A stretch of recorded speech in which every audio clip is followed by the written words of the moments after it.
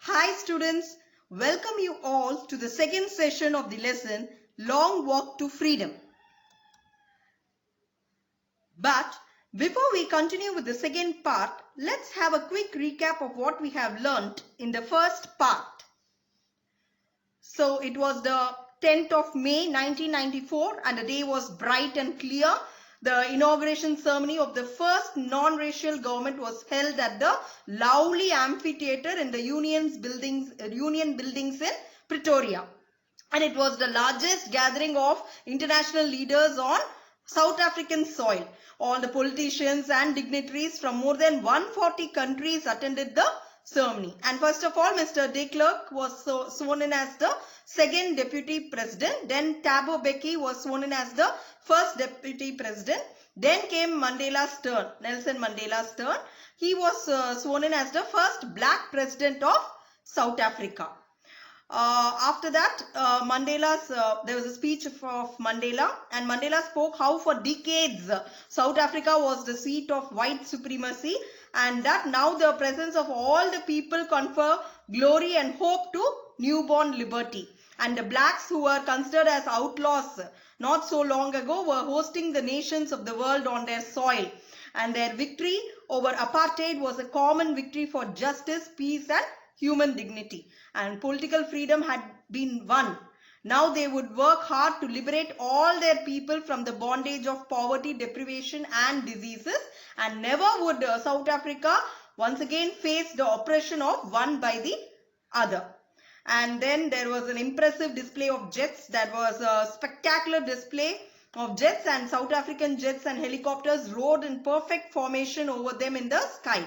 And it was also a demonstration of the military's loyalty to democracy and to the new government. And then the two national anthems were played.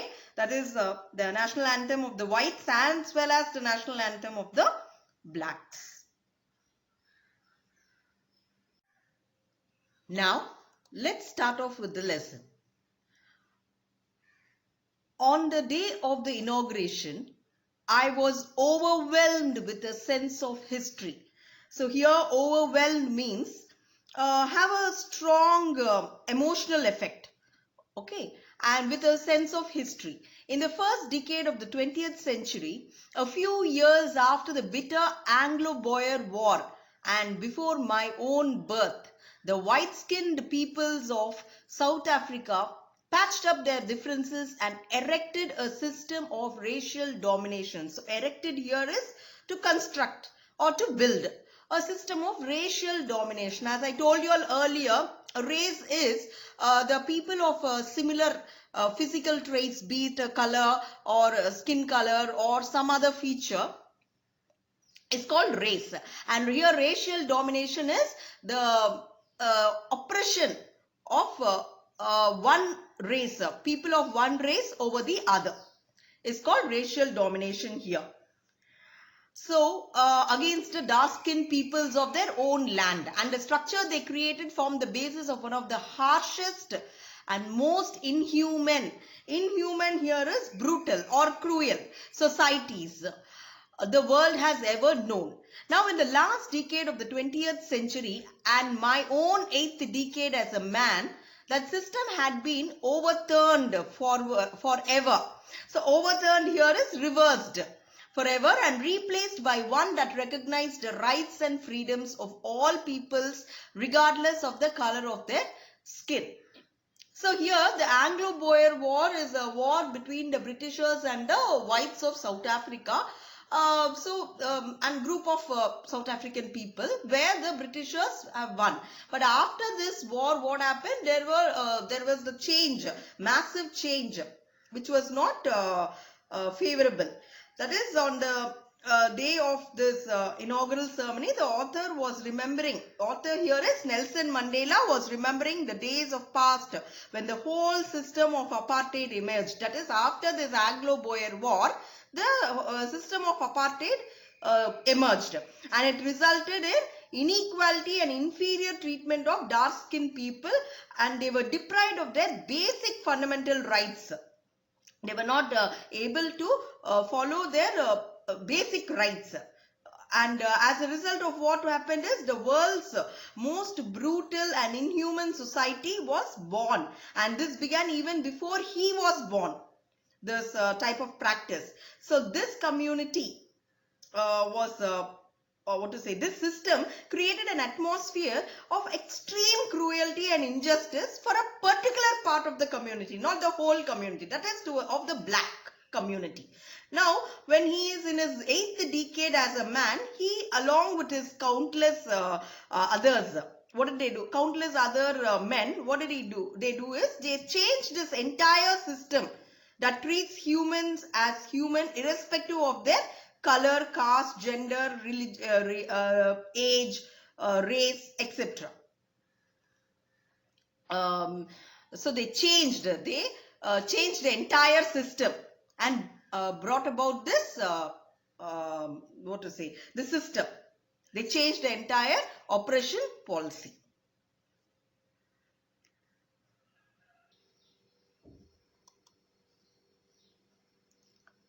So that day had come about through the unimaginable. So here unimaginable is impossible to imagine. Sacrifices of thousands of my people whose suffering and courage can never be counted or repaid. I felt that day, as I have on so many other days, that I was simply the sum of all those African patriots. Patriots are the person who vigorously supports their country and is prepared to defend it against enemies. They are called patriots. So, who had gone before me. That long and noble line ended and now began again with me. I was pained that I was not able to thank them and that they were not able to see what their sacrifices had wrought. So here he says that South Africa is now a free country and is off from all these oppressions. So this equal and free country was a result of the sacrifices of not only his own but also the countless other men and women who have fought all their lives for this day. So the author wishes if he could thank them all, but unfortunately he says that they didn't live to see the result of their courage. They have fought and they died, but now today we are enjoying the fruit. So they are not alive to enjoy this fruit. And he also gathered his courage and power from all those people and thus wishes to make them proud. So he also says that he has also gathered this courage and power from those people and he wishes to make them proud on this day. So the policy of apartheid created a deep and lasting wound in my country and my people. As I told you all, apartheid is a policy of segregation on the basis of race, on the grounds of race. And all of us will spend many years, if not generations, recovering from that profound hurt. Profound is very great or intense hurt. But the decades of oppression and brutality had another unintended effect. What do you mean by unintended? Is not planned. And that was that it produced the Oliver Tambos, the Walter Sisulus, the Chief Lutulis, the Yusuf Dadus, the Bram Fisters, the Robert Sobuquis of our time. Men of such extraordinary courage, wisdom and generosity that their like may never be known again. Perhaps it requires such depths of oppression to create such heights of character. My country is rich in the minerals and gems that lie beneath its soil, but I have always known that its greatest wealth is its people, finer and truer than the purest diamonds. What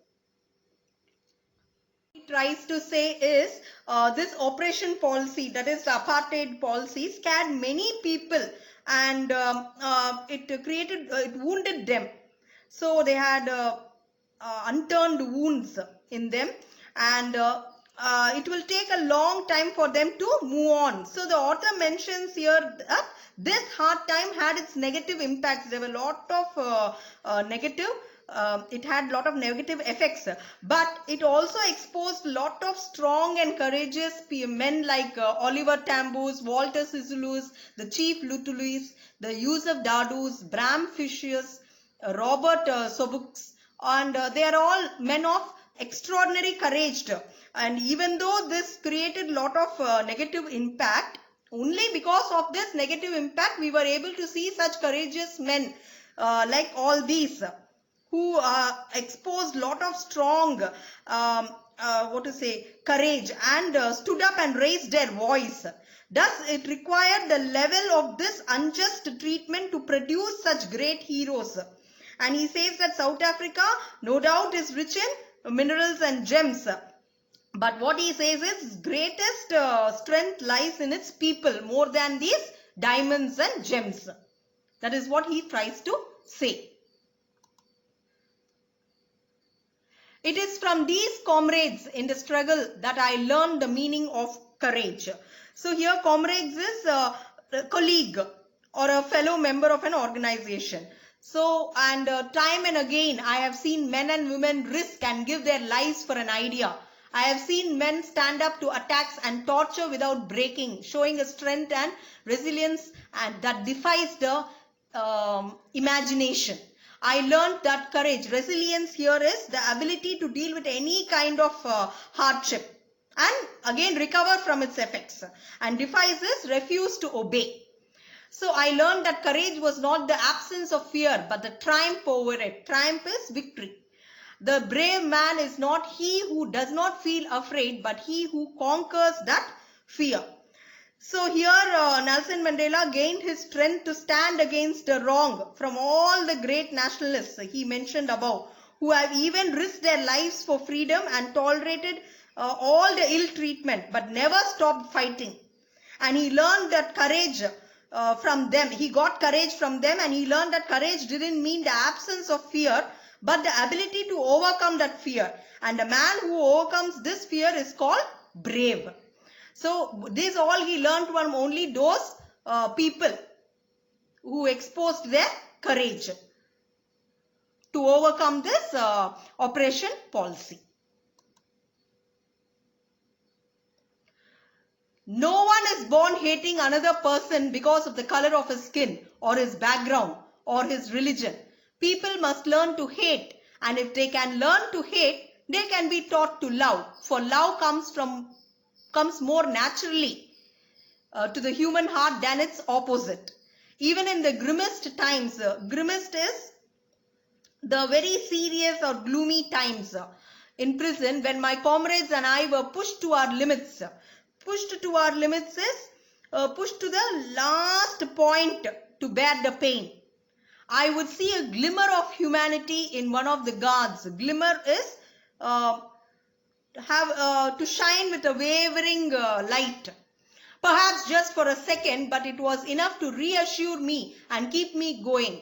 Man's goodness is a flame that can be hidden but never extinguished. So what he tries to say is, one is taught by society to hate humans because of their skin, color, age, gender, religion, whatever it might be, and no one is inborn with hatred. So even if we hate something, it is being imposed on us by someone else. Not by birth we are of that character. And the author's idea is that if people can be taught hatred, they can also be taught love and brotherhood, because it comes from the negative circumstances. Positive comes from the negative circumstance. And that is what, if one can be taught hatred, one knows to love, knows to hate, he can even be taught how to love very easily. And in their most testing times in prison, when Mandela and most of his colleagues were in prison, and when they were being treated brutally, Mandela could see a pinch of humanity and kindness in one of those guards. And that was enough. He says that that was enough for him to keep him going on. Because those guards were also acted so because the orders been imposed on them by someone else. But by nature, they had the quality of humanity and kindness in them. So what he believes, that goodness in human beings can be suppressed but never eliminated. That is the goodness in human beings. Every human being has goodness. It can be suppressed due to some restrictions or some reason. It can be suppressed, but it can never be eliminated. Our good quality in us can never be eliminated from us. It can only be suppressed. That's what he strongly believes. Who believes? Nelson Mandela strongly believes so.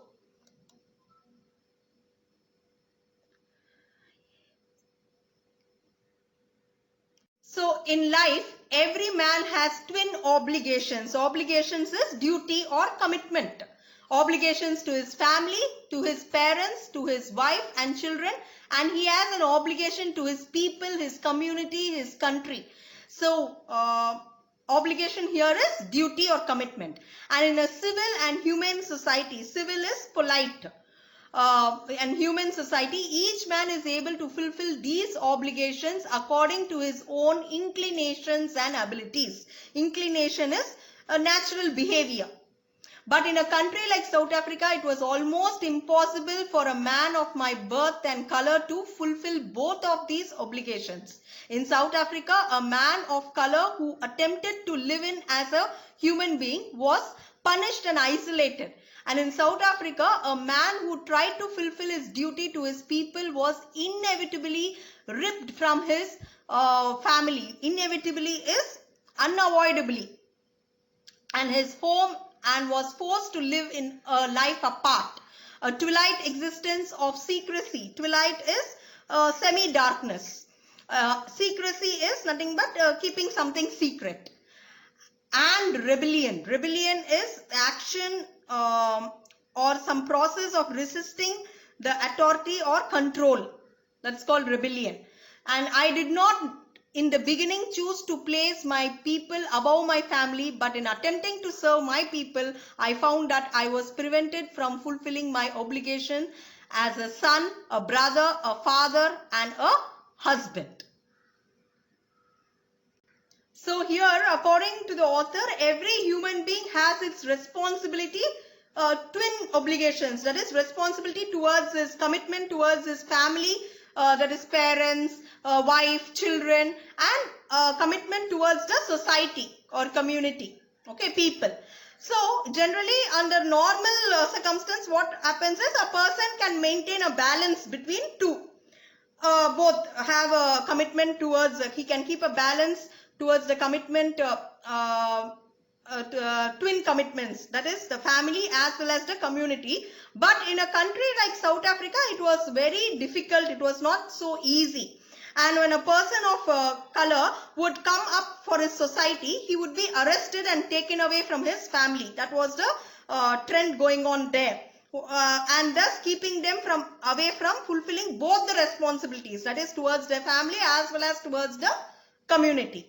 So in the beginning, what happened is Mandela did not put his people over his family, and he had no idea of, he wanted to give first preference to his family and then to the people. But in the process of helping them, he later only realized that he was comprising his duties towards his own family. That is, he was giving first preference to the people, and he failed to fulfill his obligation as a son, brother, father, and husband. That he realized only later on in the process of helping out his people to come out from this policy, oppression policy.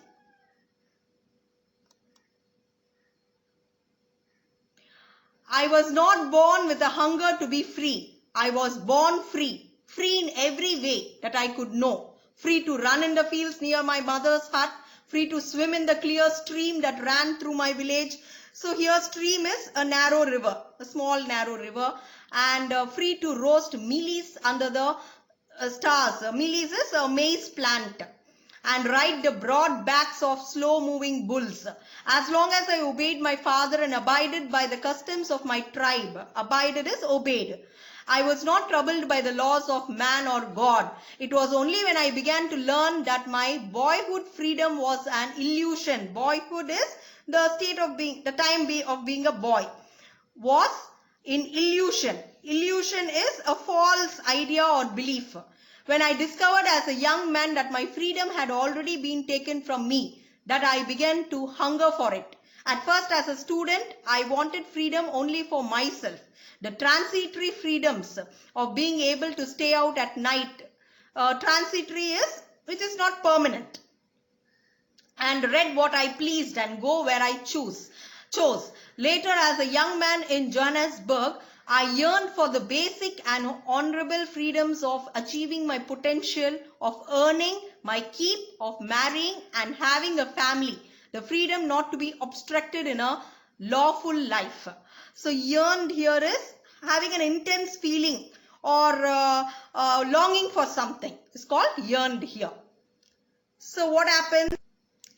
The author did not have, that is Nelson Mandela did not have the plan to stand against the apartheid system early in the life. That is in his childhood. He lived his childhood like any other normal child in South Africa. He only had to follow the rules set up by his father or the customs of his tribe. But what happened is, as soon as he grew, that is he was having the freedom of running. That is what every boy used to have. That is to swim in the clear stream, ran through the village, and then free to roast mealies under the stars and ride. These were all his freedom given by his father, and to follow the customs of his tribe. But what happened is, as soon as he grew up and began to learn the facts as to how the people of color are treated, he decided to stand against it. And he had this urge for freedom from inside earlier just for himself, and later for having a basic life not just for himself but for everyone. That is staying out at night and all is freedom for himself.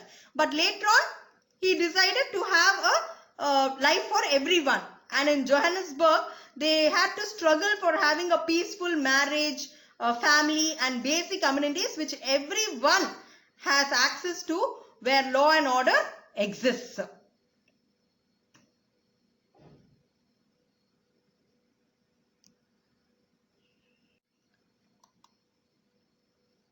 But then I slowly saw that not only was I not free, but my brothers and sisters were not free. I saw that it was not just my freedom that was curtailed, but the freedom of everyone who looked like I did. That is when I joined the African National Congress, and that is when the hunger for my own freedom became the great hunger for the freedom of my people. So curtailed here is to reduce. And it was this desire for the freedom of my people to live their lives with dignity and self-respect.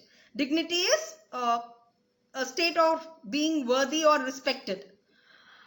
That animated my life, that transformed a frightened young man into a bold one, that drove a law-abiding attorney to become a criminal, that turned a family-loving husband into a man without a home, that forced a life-loving man to live like a monk.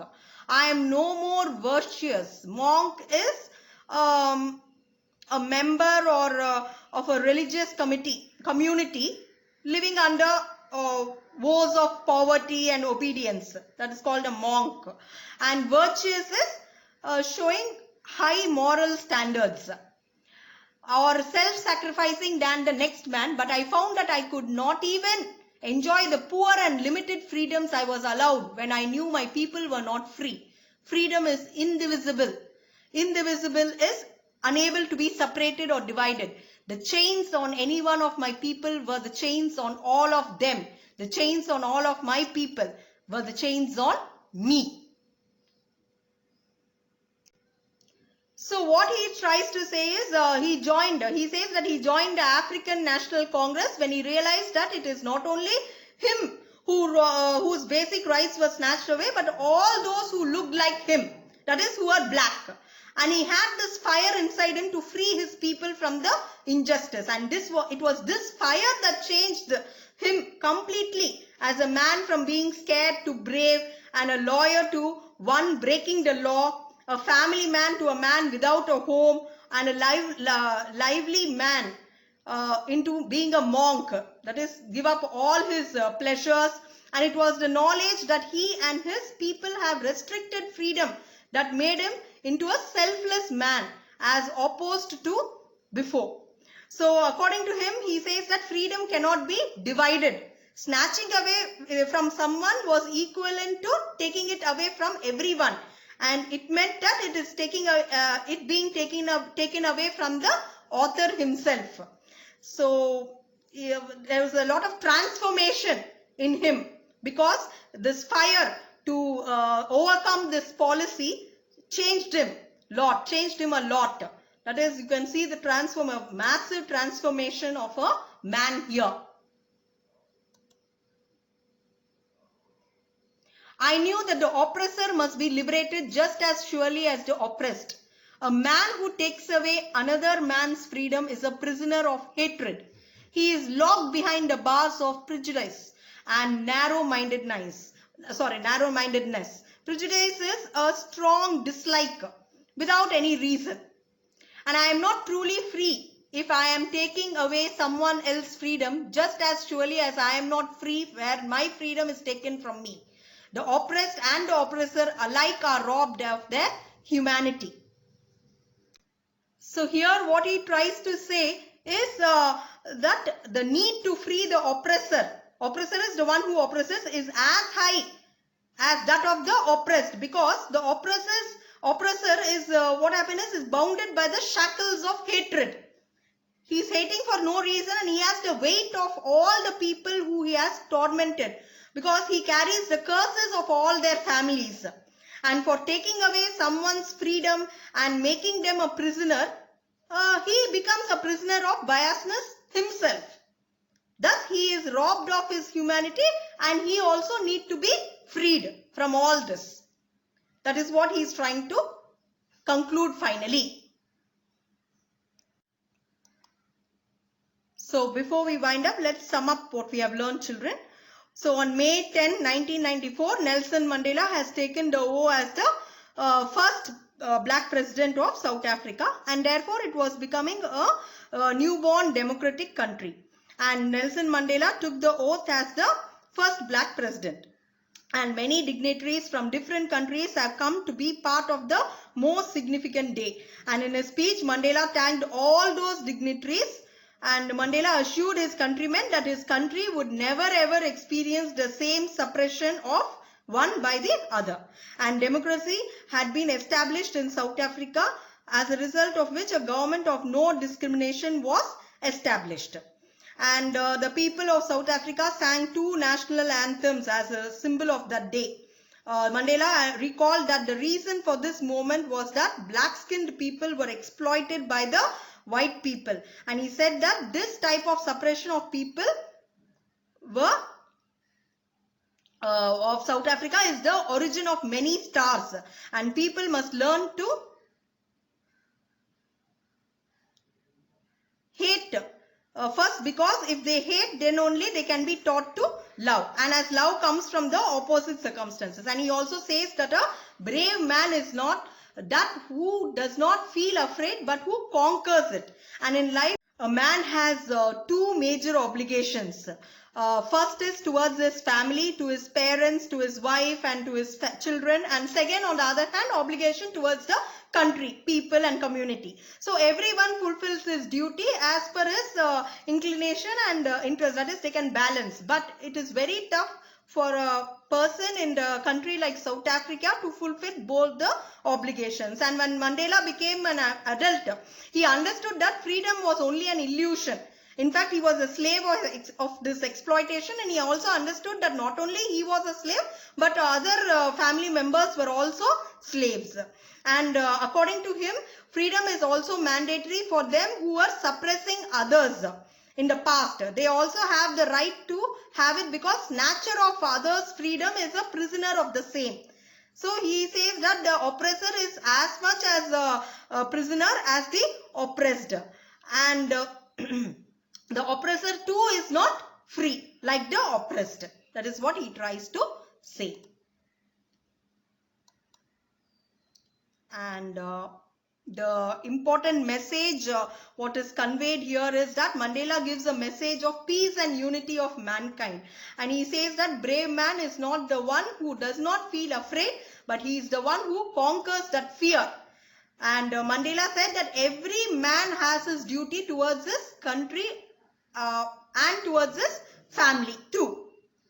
So we'll have to follow the twin obligations as well as we'll have to be a brave person. So hope you all understood this lesson, children. Have a great day. Thank you.